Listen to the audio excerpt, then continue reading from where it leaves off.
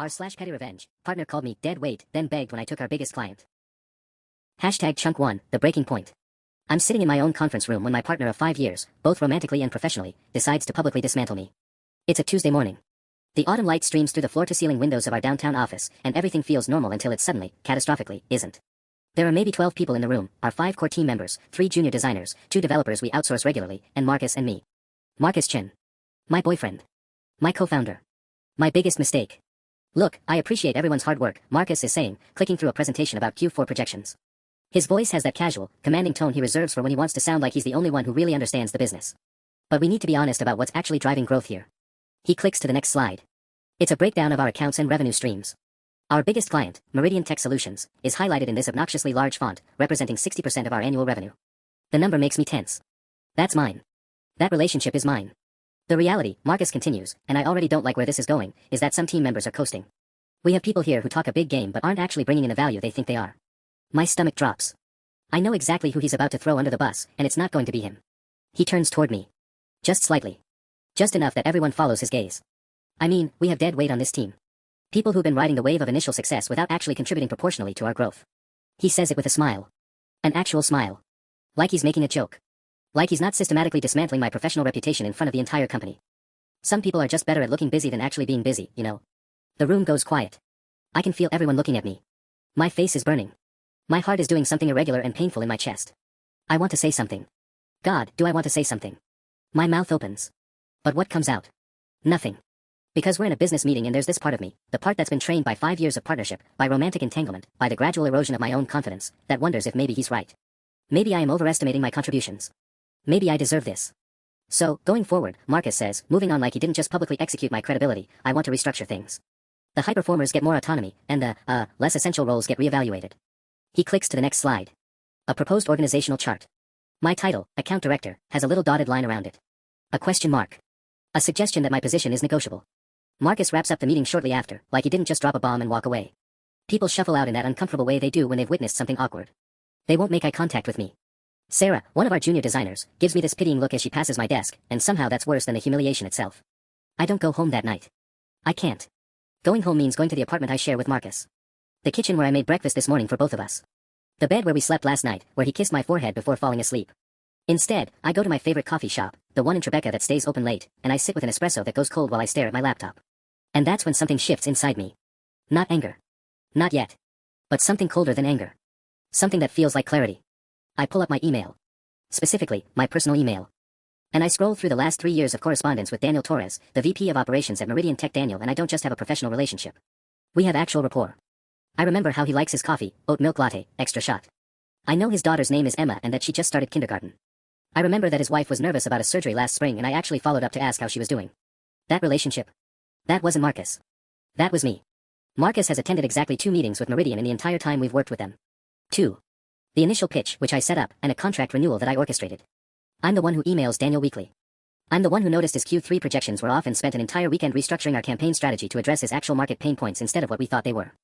I'm the one who flew to their headquarters in San Francisco on a Saturday because their campaign was about to go sideways and I wanted to fix it before they even had to ask. Marcus takes the credit during company meetings. He presents the work with his name first. But he doesn't know these people. Not like I do. My hands are shaking as I open a new document. I don't plan this. Not really. It comes out fully formed, like I'm just transcribing something that's been waiting to be written. A business proposal for a new marketing consultancy. A firm built on actual client relationships. Built on the philosophy that your clients aren't just account numbers, they're people who deserve someone fighting for them. I start drafting. An email to Daniel. Casual. Just checking in. Just seeing how things are going with the new campaign rollout. It's almost midnight when I press send. He responds at 6:47 a.m. He's an early riser, apparently. Or maybe his mind was already working on something, and my email gave him permission to say what he was thinking. Hey. Actually, perfect timing. Things have been great, but I've been wondering about some changes in the dynamic with our account team on your end. Nothing wrong, just different. Would love to grab coffee and talk through some stuff. Can you do Thursday? I read that email 17 times before I respond. Thursday is 2 days away. Thursday is when everything changes. Hashtag chunk 2, the setup. Thursday morning, I haven't slept properly in 48 hours. It's not insomnia, exactly. It's more like my brain won't turn off. Every time I close my eyes, I see Marcus's face during that meeting. The casual cruelty of it. The way he smiled. And then I see Daniel's email again, and my heart does this accelerating thing that feels dangerous and electric. I've spent 2 days in a state of controlled panic, which mostly consists of me sitting at my desk at the office, pretending everything is normal while internally combusting. Marcus hasn't mentioned the meeting again. That's the thing about bullies, once they've done the damage, they move on. It's not an ongoing campaign for him, it's just background noise. He probably doesn't even remember that he called me dead weight. He's already forgotten the look on everyone's faces. He's already moved on to his next thing, which appears to be flirting with one of our new junior developers, a 23-year-old named Ashley who laughs at all his jokes. I know this because I watched him do it yesterday while pretending to review campaign analytics. The agency is bustling this morning. It's Thursday, which is our biggest meeting day. We have 3 client calls scheduled, 2 of them back-to-back. The office smells like expensive coffee and the aggressive optimism of people who think everything is fine. Around 10 a.m., Sarah stops by my desk. She's carrying a folder of design mock-ups that need my approval. Hey, she says quietly, like she's approaching an injured animal. How are you doing? Fine, I say, probably too quickly. Why? Because Marcus was a dick on Tuesday, she says flatly. And everyone knows it. For what it's worth, literally no one thinks you're dead weight. You're kind of the only reason Meridian doesn't go elsewhere. I feel something tighten in my throat. Thanks, Sarah. I'm serious, she continues, sitting on the edge of my desk. I've been here for 2 years. I watch how you work. You're the only person who actually gives a shit about these clients as human beings. Marcus just cares about the money. After she leaves, I sit very still for a long time. This is what I'm about to destroy. Sarah. The team.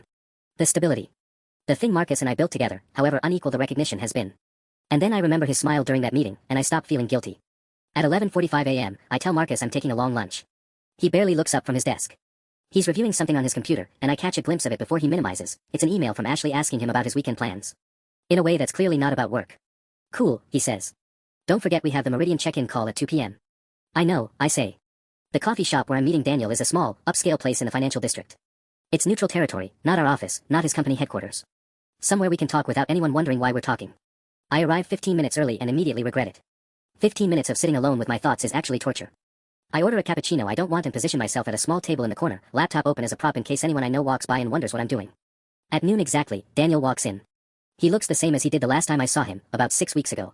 Late 40s, fit in that careful way of someone who goes to the gym at 5 a.m., glasses that are probably more expensive than my rent. But there's something different about his expression, something alert and slightly cautious. He orders a coffee and joins me, sitting across from me in a way that's carefully professional. Anyone watching would just see 2 colleagues having a business lunch. They wouldn't see the way he leans forward slightly, or the way his eyes are searching my face. So, he says, and there's something almost careful about his tone. How are things at the agency? This is the moment. This is where I either tell him the truth or I back out. This is where my petty revenge either becomes a real plan or just stays a fantasy I indulge in to make myself feel better. Honestly. I say. And then I just tell him. I don't name Marcus directly, I'm careful about that, because I'm not stupid and I know that burning bridges in this industry is career suicide. But I tell him about the meeting. I tell him about being called dead weight. I tell him about the organizational chart with the dotted lines around my position. Daniel's jaw tightens as I talk. That's. He pauses, choosing his words carefully. That's really unprofessional. It was, I agree. But that's not why I wanted to meet. I pull out the document I've been working on. Not the business proposal, not yet. But a summary. A vision statement. I explain what I want to build. A consultancy built on actual relationships. On understanding clients not just as accounts, but as partners. I walk through the methodology I've developed over the last 3 years, the things I learned at the agency, and the things I know it's missing. Daniel reads it slowly. He reads it twice. How long have you been thinking about this? He asks finally. 2 days, I admit. He lets out a short laugh. Okay. Okay. He sets the document down carefully. Can I ask you something directly? Yeah. Is this about leaving because you want to build something better? Or is this about leaving because you want to prove someone wrong? It's a good question. The kind of question that demands honesty. Both, I say. Probably 60-40. Which is which? I want to build something better. But I also want him to realize that he needed me more than I needed him. Daniel nods slowly. He looks at the document again. Then he looks at me. If I move to a new firm, he says carefully, it would have to be because I believed in the vision and the execution. Not because of interpersonal drama with your ex-boss. I know. But, he continues, if I did move, it would probably mean other clients would follow. We have a network. People talk. My heart is doing that dangerous thing again. I would need to see a business plan. Real projections. I would need to know you're serious about this. I'm serious, I say. He slides the document back across the table toward me. Then write me a business plan. A real one. And when you do, we'll talk about whether Meridian Tech wants to be part of what you're building. He finishes his coffee. Stands up. Gives me a nod that's both professional and somehow also a blessing. But here's the thing, he says, before he leaves. You're going to need to do this the right way. No burning bridges. No underhanded shit. Because if you start this new company by being the kind of person who cuts corners and plays dirty, you're not actually building something better. You're just becoming him. After he leaves, I sit alone with my cappuccino for another hour, turning his words over and over in my mind. He's right. He's absolutely right. But I'm going to do it anyway. Chunk 3. The walk back to the office takes me 40 minutes. I deliberately avoid the direct route because I need the time to think, and also because I'm terrified that if I see Marcus's face right now, he'll somehow know. People like Marcus, people who've built their entire lives on selective vision, they have a weird sixth sense for betrayal. It's like they can smell it. By the time I get back to my desk at 1:47 p.m., 13 minutes before the Meridian call, I've convinced myself that I can do this. That I can sit across from Daniel in a video call without giving anything away. That Marcus won't notice anything different about me. That I'm capable of being a functional liar for as long as this takes. I'm wrong about all of these things, but I don't know that yet. The Meridian call is scheduled for 2 p.m. sharp, and Daniel is always punctual. He's the kind of client who respects time the way other people respect money, as a non-renewable resource that you don't waste. Marcus sets up the conference room at 1:55, closing the door with more force than necessary and checking his hair in the dark reflection of the monitor. I watch him do this and feel something shift in my chest. Disgust, maybe. Or just clarity. We're the only two people in the call. This was always our arrangement with Meridian. Daniel preferred working directly with us rather than having our full team in the meeting. He said it reduced noise and increased accountability. Now I understand what he really meant. He wanted to evaluate us directly, without the buffer of other voices. Daniel appears on screen at 2 o'clock exactly. His expression is perfectly neutral, the expression of someone who is very good at compartmentalizing. He greets us both with equal warmth. Marcus launches into a presentation about the quarterly campaign metrics. He's good at this part.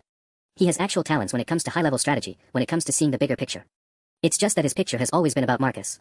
The engagement rates are strong, Daniel says when Marcus finishes. Up from last quarter. He turns to look directly at me through the camera. And what's your assessment of the numbers? This is the test. I know it immediately. I think they're good from a surface perspective, I say carefully. But I'm concerned about the qualitative data underneath.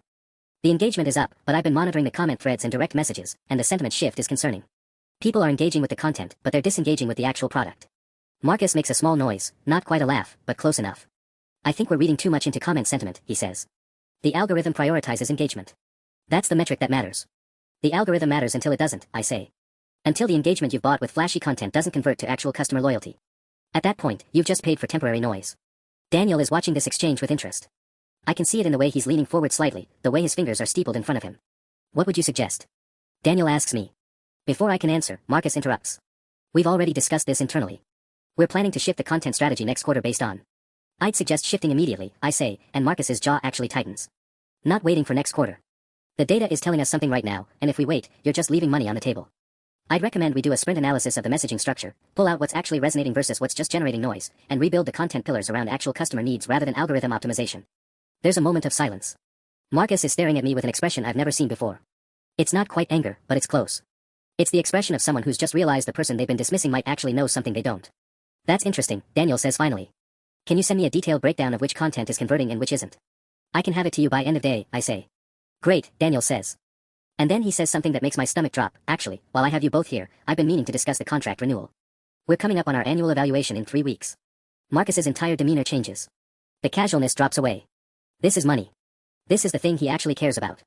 We've loved working with you, Marcus says smoothly. And we have some exciting ideas for next year if you want to discuss an extended engagement. I appreciate that, Daniel says. But I think I need to be honest about something. My board has been pushing for me to evaluate whether our current setup is really serving our needs. Specifically, whether we have the right team in place to take this to the next level. My heart is doing something dangerous. This is not part of the plan.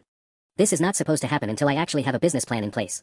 This is Daniel accelerating the timeline, and I don't know if it's intentional or if it's just natural business evolution. We are absolutely the right team, Marcus says. His voice has taken on a sharper edge. We've delivered above and beyond for 3 years. You have, Daniel agrees. But I want to make sure we're working with the people who are driving that delivery. And from where I'm sitting, I'm not entirely clear on the division of labor in your organization. I can feel Marcus tense beside me. This is a dangerous question. This is a question that, if answered honestly, would expose everything. We're partners, Marcus says firmly. Equal partnership. Daniel nods slowly. Okay, he says. Because I'm going to need to know that whoever's managing our account is going to be there long term. I've seen people move companies before. Clients follow people, not organizations. After the call ends, Marcus doesn't say anything for a long moment. He just closes his laptop and stares at the dark screen. That was weird, he says finally. What was weird? I ask, keeping my voice as neutral as possible. Him asking about the partnership structure. That's not like Daniel. Marcus turns to look at me. Did something happen? Did you talk to him about something? No, I lie. It comes out smooth and easy, which surprises me. Probably just standard due diligence on contract renewal. Marcus doesn't look convinced, but he lets it go. He stands up, smooths down his shirt, and leaves the conference room without another word.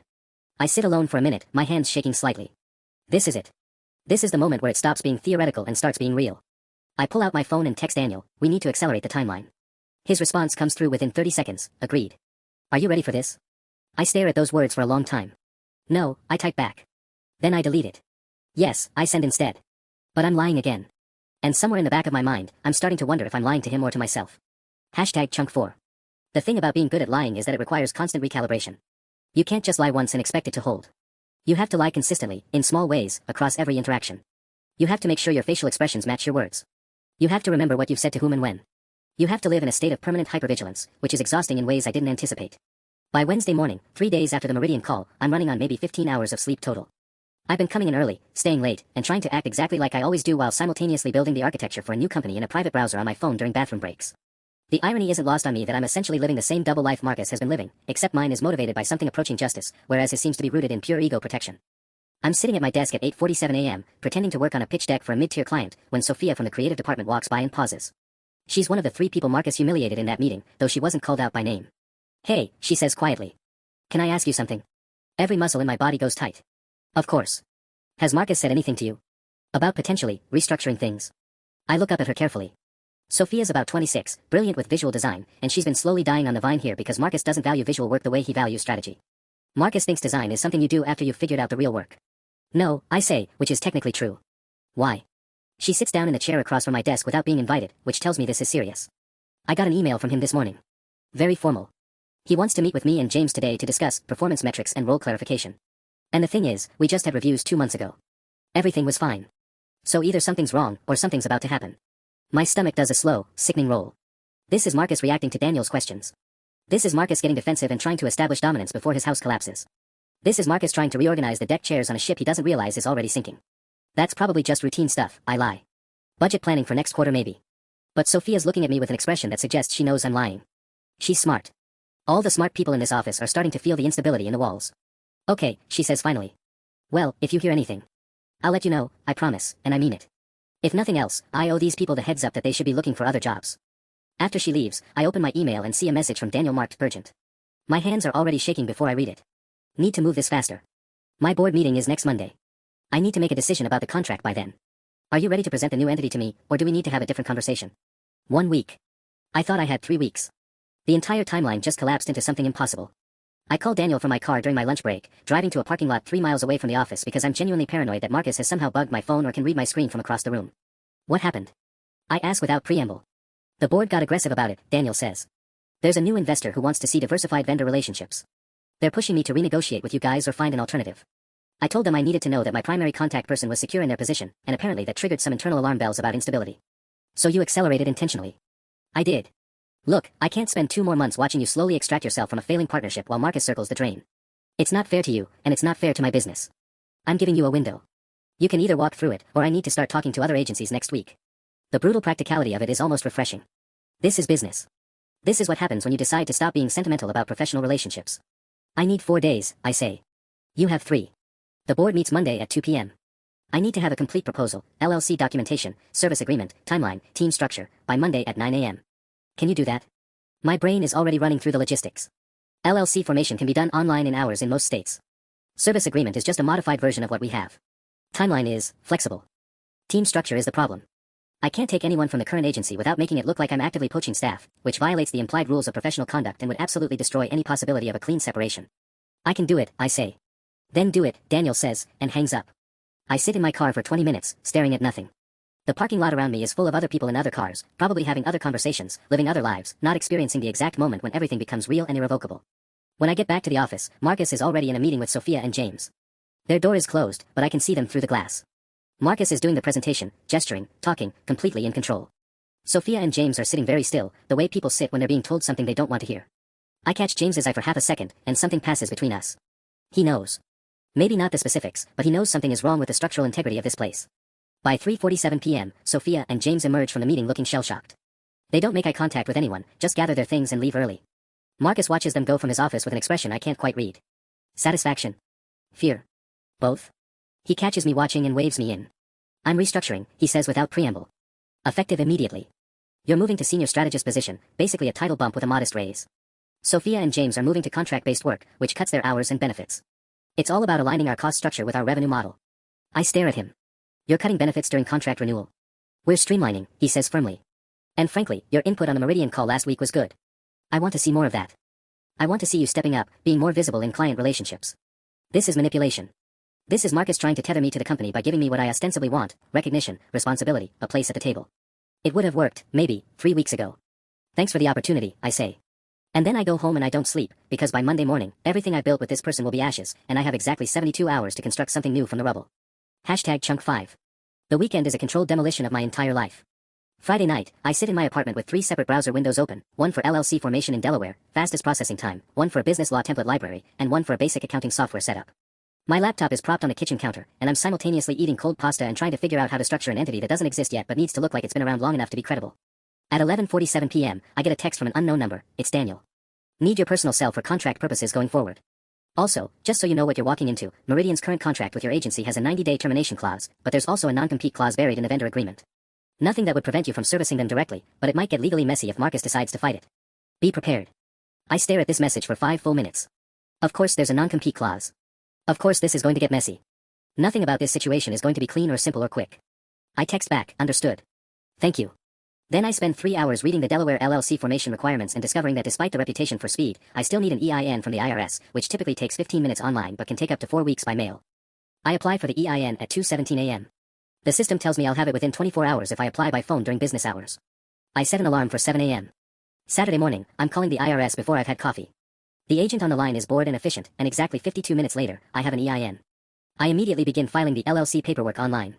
By noon, I've got a Delaware LLC that exists, technically, though it won't be fully processed for another week. I name it Meridian Strategies LLC because I'm tired and not thinking creatively, then immediately realize how stupid that is and start the amendment process to change it to something generic. Catalyst Marketing Group. Better. Less obvious. More professional. Daniel texts again, how's it coming? On schedule, I lie.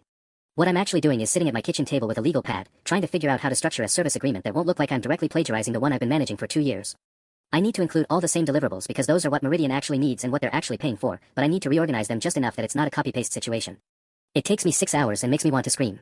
By Saturday evening, I've got LLC formation, 90% complete, pending state approval. EIN, obtained. Service agreement, first draft, terrible, but existing. Team structure, still a fucking problem. The team structure is what's going to break me. I can't hire Sophia or James without it looking like deliberate poaching, which violates professional norms and would absolutely give Marcus grounds to pursue a tortious interference lawsuit. But I also can't service a client the size of Meridian with just me and whatever freelancers I can quickly contract. I need at least 2 people, ideally 3. I need people who understand Meridian's business, who know the account history, who can maintain continuity. Saturday night at 9:30 p.m., I get a call from James. My heart stops. Hey, he says quietly. Are you okay? Yeah, I say carefully. Why? Because Marcus is losing his mind.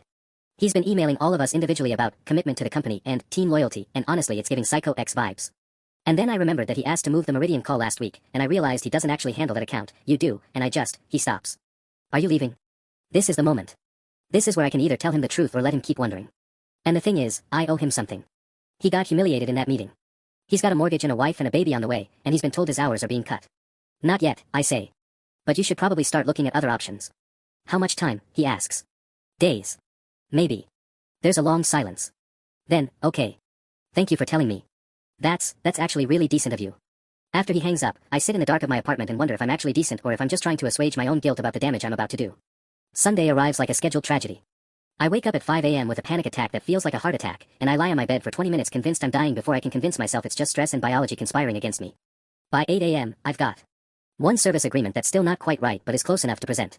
LLC documentation that's technically valid but feels fragile. A timeline that's aggressive but achievable. 0 team members. A complete inability to stop my hands from shaking. I email Daniel at 8:47 a.m. I have 85% of what you need. The remaining 15% is personnel structure. I'm working on it. Can I present what I have and explain the personnel strategy verbally? He responds at 9:12 a.m. No. I need everything in writing by 9 a.m. Monday. No exceptions. The board will be reviewing it before my 2 p.m. meeting. So there's no flexibility. Of course there isn't. By Sunday evening, I've made a decision that's either brilliant or catastrophically stupid. I'm going to present the proposal with an empty personnel structure and a statement that I'm recruiting top-tier talent from within the current vendor ecosystem with anticipated onboarding by week 2. It's vague enough to technically be honest. It's also vague enough to maybe blow up in my face if Daniel's board asks for specifics. Monday morning arrives with the weight of an execution date. I'm at the office by 6:30 a.m., before anyone else, before Marcus, before the cleaners finish. I sit at my desk in the gray pre-dawn light and review the proposal one final time. It looks real. It looks legitimate. It looks like the beginning of something. In 12 hours, it will either be the thing that saves me or the thing that ruins me. And somewhere in this building, the person I built a business with and shared a bed with is preparing for the moment when everything falls apart, and he has no idea it's already begun. Hashtag chunk 6. The meeting with Meridian is scheduled for 2 p.m., which means I have 8 hours to prevent my hands from shaking and my voice from cracking. I spend the morning doing things to feel in control, reorganizing my desk, updating my email signature to remove any reference to the agency, drafting and redrafting an introductory email to Meridian that hits exactly the right tone of confidence without arrogance. Professional. Assured. Like I'm not about to detonate my entire life. At 10:47 a.m., Marcus walks past my desk and doesn't say anything. He just looks at me. There's something in his expression that makes my stomach drop, not suspicion exactly, but awareness. Like he's finally noticing that something's wrong, that the texture of the air has changed, that I'm different somehow. You good? He asks, and the casual nature of the question almost breaks me. Yeah, I say. Just busy. You? Fine. Good. Great, actually. He pauses. Just want to make sure we're solid. You and me. The business. Everything's solid, right? This is him reaching out. This is him sensing the earthquake before it hits and trying to anchor himself. And I watch him do it, and I don't tell him. I don't warn him.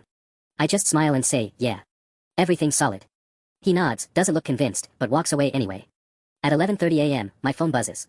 It's a Slack message in the general company channel from Marcus, team lunch celebration today at 2:30 p.m. We're locked in on retaining the Meridian account, they just confirmed. Heading to Lucia's, everyone's invited. My mouth goes dry. He doesn't know. He's planning a celebration at 2:30 p.m. while I'm meeting with Meridian at 2 p.m. to tell them I'm opening a competitor and taking their business with me. The timing is so perfectly, brutally ironic that it feels like a setup. Like the universe decided to maximize the humiliation. I stare at the message for too long. Someone, Sophia, probably, has already reacted with a celebration emoji. At 1:15 p.m., I leave the office. I tell Marcus I have an off-site client meeting and won't be back until late. He's on a call and just waves me away. The law office Daniel booked for the meeting is sleek and aggressively neutral, the kind of place where important business happens and the walls have been soundproofed against passion or regret. I'm sitting in a conference room with glass walls and a view of the city when Daniel walks in at 1:58 p.m., and he's not alone. This is Keisha, he says, nodding to a woman in her 60s with sharp eyes and a sharper blazer. She's our general counsel. She'll be sitting in to review any legal concerns before we move forward. A lawyer. Of course there's a lawyer. Hi, I say, shaking her hand and trying to project confidence I don't feel. Thanks for being here. Wouldn't miss it, Keisha says, and something in her tone suggests she's seen every version of this scenario play out before. I walk them through the proposal. The service structure is solid, I've thought through every deliverable, every timeline, every metric. The pricing is competitive but not predatory. The transition plan is realistic. And then we get to the personnel section. So, as you can see, I say, clicking to the slide I've rewritten 17 times, my current staffing model includes myself as account lead and primary strategist, with recruiting underway for 2 senior strategists and 1 operations manager.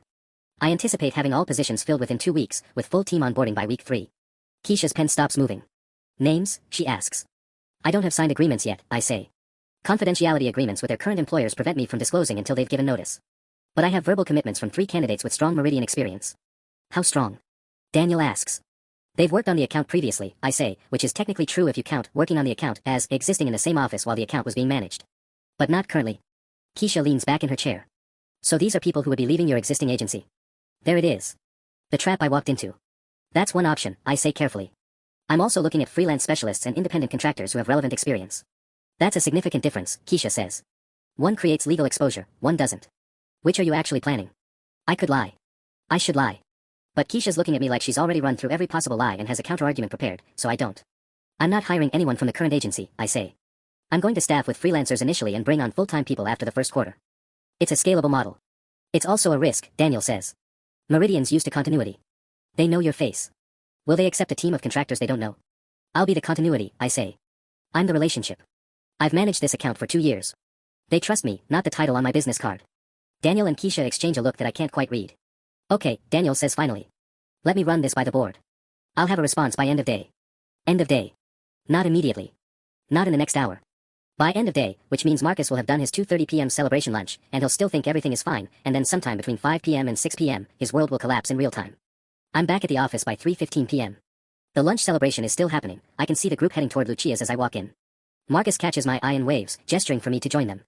Client meeting ran long, I call back. Rain check. He looks disappointed but nods, and then they're gone, and I'm alone in the office with the freelancers who don't care and are just working their hours. I sit at my desk and try to work, but I can't focus. I refresh my email every 90 seconds. By 4 p.m., nothing. By 5 p.m., still nothing. By 5:47 p.m., I'm checking my phone so often I almost miss the email when it comes. It's from Daniel. Subject line, next steps. Board approved. We're prepared to move forward with Meridian transfer, contingent on your securing personnel by end of week. Can you do that? End of week. That's 5 days. I can't do that. I can do it on a freelance basis. I can do it with contractors. But I can't do it with the kind of experienced, committed team that Meridian actually deserves, which means either I'm about to give them subpar service, or I'm about to have to pull people from the existing agency, which means the non-compete clause becomes relevant, which means Marcus will have grounds for legal action, which means... My phone buzzes. It's Marcus. Hey, can we talk when I get back? Like actually talk. I'm worried about something. The panic attack hits different this time. It's not about my health or whether I'm dying. It's about the fact that he's starting to understand. He's beginning to see the shape of what's coming, and I'm about to make it real. I text back, yeah. When you get back. And then I start writing the email that will break everything. Hashtag chunk 7. I start the email to Meridian 5 times and delete it 5 times. The problem isn't finding the words, it's that every version I write sounds like I'm either begging them to come with me or threatening them if they don't, and neither is the person I want to be in this moment. The 4th draft sits in my drafts folder. Hi Daniel, I wanted to personally confirm the transition timeline and discuss some operational considerations. Too formal. Too scared. The 5th draft, I'm ready. Let's do this. Too aggressive. Too much like Marcus. I'm on draft 6 when my phone buzzes. It's Sophia from the office.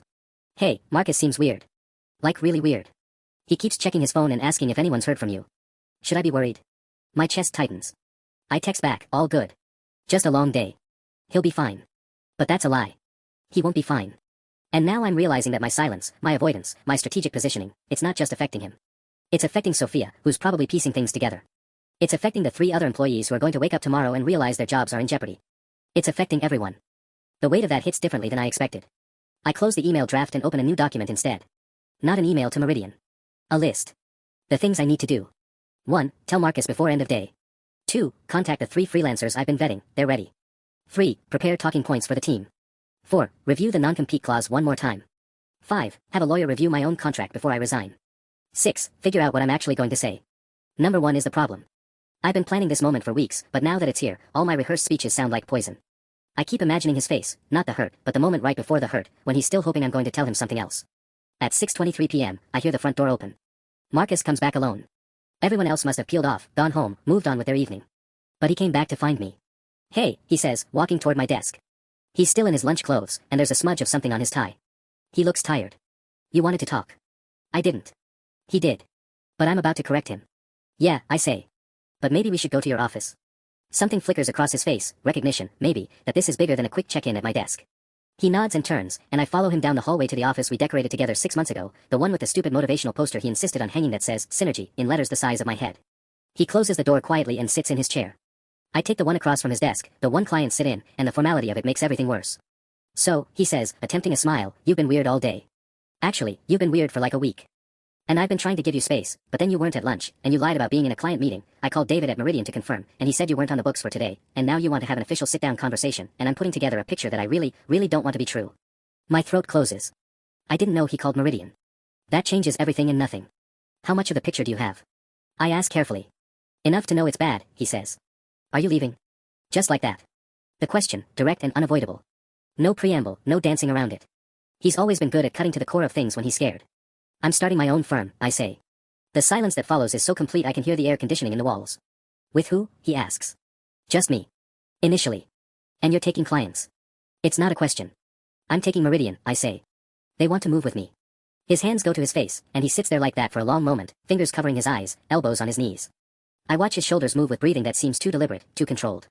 When he drops his hands, his expression has shifted into something I don't recognize. Not anger. Something worse. Betrayal, maybe. Or the moment right after understanding hits, the moment where all the pieces connect and you realize someone you trusted made a choice you didn't see coming. When were you going to tell me? He asks quietly. Today. I'm telling you now. No, you're not. You're being cornered into telling me. I called Meridian because I got paranoid. If I hadn't called them, when would I have found out? After they stopped responding to emails. After I realized the biggest account in our company just disappeared. He stands up and walks to the window that overlooks the city. His reflection in the glass looks hollow. That thing I said. In the meeting. About dead weight. Yeah, I say. I remember. I meant it, he says, and the honesty of it is somehow worse than if he'd lied. At that moment, I genuinely believed it. That you weren't pulling your weight, that you were more liability than asset, that I was carrying the business. He turns back to me. I was wrong. But I was also in a weird place financially, and I was stressed, and instead of talking to you about it, I just unloaded. Like you were the problem instead of the situation. He sits back down. And then instead of telling me I hurt you, instead of giving me a chance to apologize or fix it, you started planning this. How long? How long have you been planning to take our biggest client and destroy the company? 60% of the revenue is Meridian, I say. The company doesn't survive that, even if you wanted it to. I didn't destroy anything. I just stopped letting myself be destroyed. By destroying me. His voice cracks slightly. Come on. That's not passive. That's active. That's strategic. I want to argue. I want to explain that he called me dead weight, that he humiliated me, that he created this situation. But sitting here, watching him process the betrayal in real time, I'm realizing that my revenge, the elegant, surgical removal of his largest client, isn't actually elegant at all. It's just destruction. It's just pain radiating in all directions. I'm sorry, I say. Don't be, he says flatly. Don't apologize like it was an accident. You made a choice. You chose to hurt me. That's what I need to understand about you right now, that you chose this. He's right. I did. And somehow, that realization is exactly what breaks me open. Hashtag chunk 8. I sit there in the silence of his words, feeling the weight of them settle into my chest like something that's been there all along, waiting to be acknowledged. He's right. I chose this. Not in the way he means it, not as some calculated, malicious decision made in a moment of clarity. But I chose it in 100 small moments. I chose it when I didn't tell him how his words made me feel. I chose it when I started having secret conversations with Meridian. I chose it when I began imagining his face when a client left, savoring the idea of his shock like it was something I'd earned.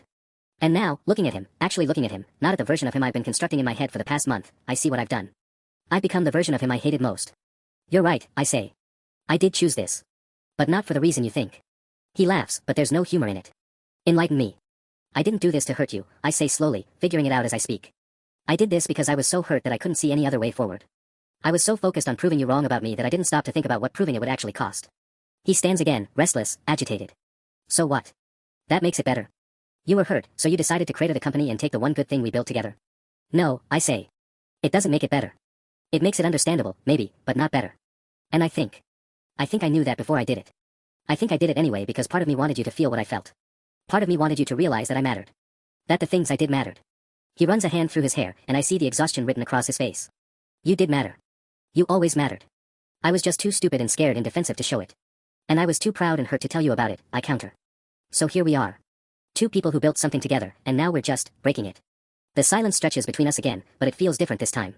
Less like a standoff and more like the quiet after something breaks, that moment where you're both just surveying the damage. I can't unsay what I said in that meeting, Marcus says finally. And you can't unsign whatever you've signed with Meridian, can you? No, I admit. I signed preliminary agreements. There's a non-compete clause, but it's limited to geographic scope and industry segment. My lawyer says it's solid on my end. Of course your lawyer says that. He sits back down, suddenly looking very small in his chair. So what happens now? You build your firm, I watch ours collapse, and we both move on to our separate lives. I think about this question more carefully than I've thought about anything in weeks. Because the truth is, I've been so focused on the destruction, on the moment Marcus would realize what I'd done, that I haven't actually thought about what comes after. What happens when the revenge is over and you're still standing in the wreckage? I don't know, I say honestly. I didn't plan past this conversation. That's very on brand for how you've been approaching this entire situation, he says, but there's no bite in it.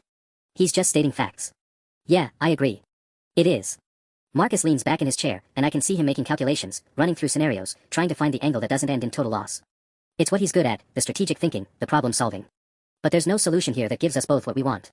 The three people I've been considering hiring, I say carefully, they're not the ones you're closest to. I didn't try to poach your personal team. I made sure of that. He nods slowly, like he's filing this away, cataloging the mercy I showed him. That's something, I guess. And Meridian will probably stay clients, I continue, but they're only moving to me because of the relationship I built with them. That relationship is real, Marcus. It's not dependent on the firm or the company. If things had been different, if you hadn't said what you said, if we communicated better, they probably would have wanted to work with both of us. That was always the possibility. But they're not, he says. So it doesn't matter. No, I agree. It doesn't. We sit in silence for another long moment. Then Marcus does something that surprises me. He starts to laugh. It's bitter and exhausted, but it's genuine. This is so fucked, he says. We built this together. We were supposed to be the team that made it. And we're ending it like this, with betrayal and strategic maneuvering and lawyers reviewing contracts. Yeah, I say. We are. I loved you, he says, and the use of past tense hits harder than any words he could have chosen. I still do, actually. But I don't think I like who we've become. I feel something crack open inside my chest. Because he's right. And the worst part is, I've been aware of it the entire time. I've been aware that each strategic move, each calculated conversation, each moment of revenge planning has been chipping away at something essential between us. But I did it anyway because I was angry and hurt and I wanted him to feel how that felt. I love you too, I say. And I don't like who I've become either. So what do we do, he asks. Do we try to rebuild this? Do we go our separate ways and pretend this whole thing was just business? Do we hate each other? I think about this carefully. I think about the partnership we had, the home we shared, the dreams we talked about late at night when it was just the two of us. I think about how easily all of that can shatter when you stop communicating, when you start keeping score, when you let fear and pride do the talking. I say slowly, we both need to walk away and figure out who we are when we're not trying to prove something to each other. He nods like he expected this answer. Maybe he did. Maybe we both knew, somewhere deep down, that even if we'd handled this differently, this partnership, romantic and professional both, had already ended. We just needed to hit bottom first. I'm going to stay through the week, I say. I'll help transition what I can. I'll make introductions for the other accounts. I'll do what I can to minimize the damage to the staff. That's decent of you, he says quietly. It's not decent, I correct. It's the least I can do after what I've put you through. He nods again, and I watch him look around his office, at the Synergy poster, at the photos on his desk, at the space we decorated together with such hope. And I see the moment he lets it go. Not all at once, not completely. But the moment he stops fighting and accepts that this is over. Okay, he says. Let's do this right, then. Let's at least end it without any more surprises. I stand to leave, but he stops me. For what it's worth, Marcus says, I would have apologized. If you'd just told me how much that meeting hurt you, I would have apologized. You didn't have to blow everything up to make me understand. I nod, because there's nothing left to say. He's right. And that's the part I'll carry with me, the knowledge that there was another path, and I chose this one anyway.